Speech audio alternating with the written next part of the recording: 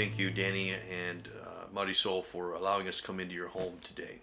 Danny, Marisol, just want to start off with asking you just tell us a little bit about Meghan herself, your daughter. Megan was born with arthrogryposis, and basically there was not enough amnio fluid in the womb, and so her muscles were like contracted. Along with that, she has dislocated hips, so she has been wheelchair bound all her life, and she's very social. Mentally, she's capable of a lot. It's just physically, and then physically, she just needs a lot of help with transferring. Other than that, her arms are very, very strong. Now she's 17 years old and she's in a wheelchair, and it hasn't been easy. Now, Marisol, you actually came into this family 3 or 4 years ago, I know.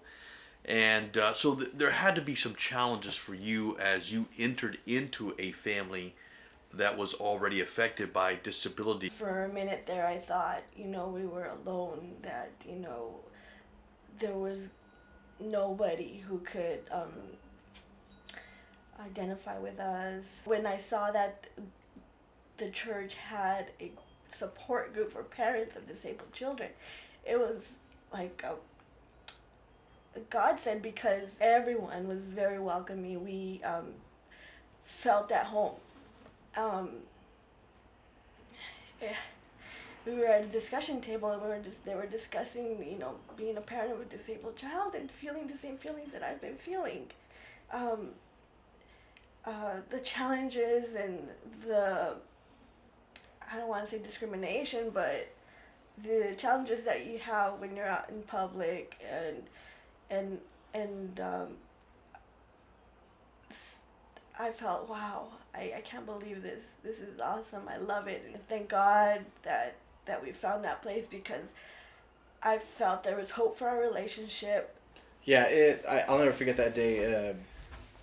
It was just raining as hard, and we were running late, and the whole experience was just overwhelming to know that there was a place where we were accepted and our child was accepted, and it just meant a lot to us. I was really overwhelmed that it wasn't just about us. It wasn't just, we were along with other families that we felt welcomed.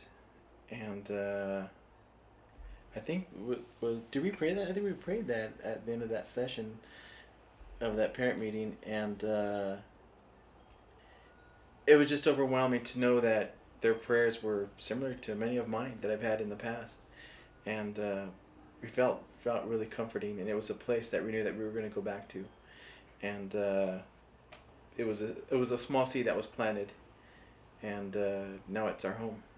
Now, I know you guys were recently married within the last couple of years, and that the ministry, the disability ministry at the church, which brought you closer to God and one another, had some impact in that. Tell us a little bit about that. Being part of our church, it brought our relationship to a more, more intimate and a more spiritual place that it had never been before, and it was kind of exciting. It was kind of exciting to know that it wasn't just me, Marty, and Megan. It was me, Marty, and Megan, and God, and He was a part of our relationship.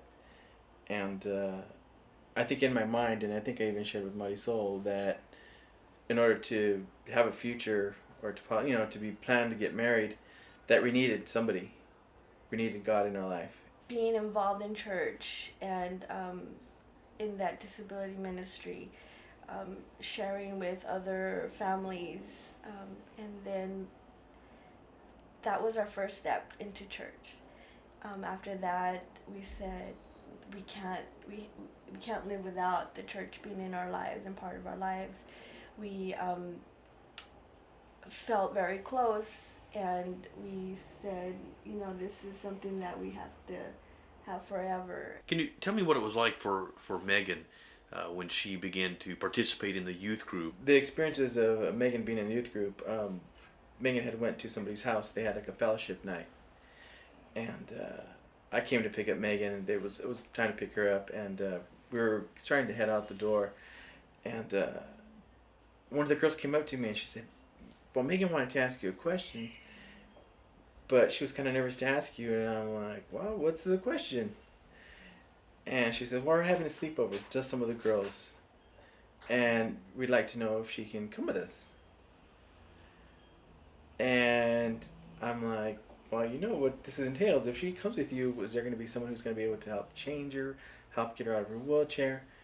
And they both looked at me, Megan and the little girl, and their eyes were just smiling like, yeah, we know what it entails. It's fine. And I never forgot how that felt because they wanted her just the way she was. And there was no hesitation in them asking.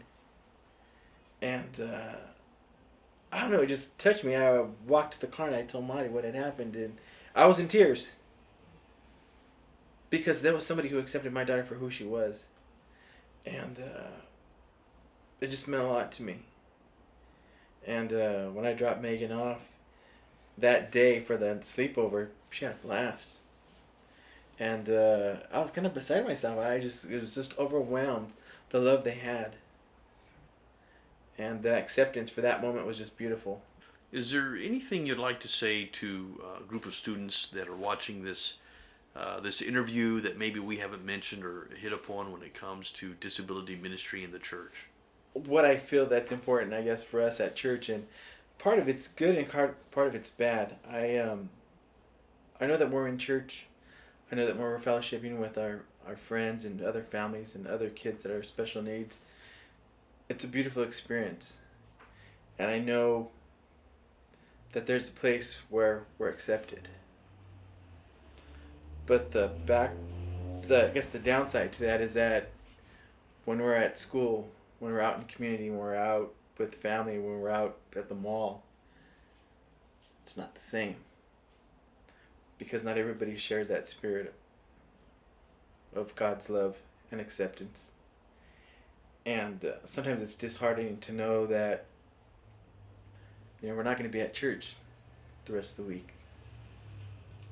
And to know that there'll be places where my daughter's not going to be accepted. And it's hard. So for what church brings, it's outside of church, it's a cold world.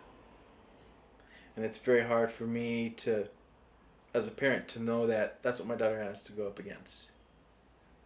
I know with God she can do anything. I know with God's love she can be strong.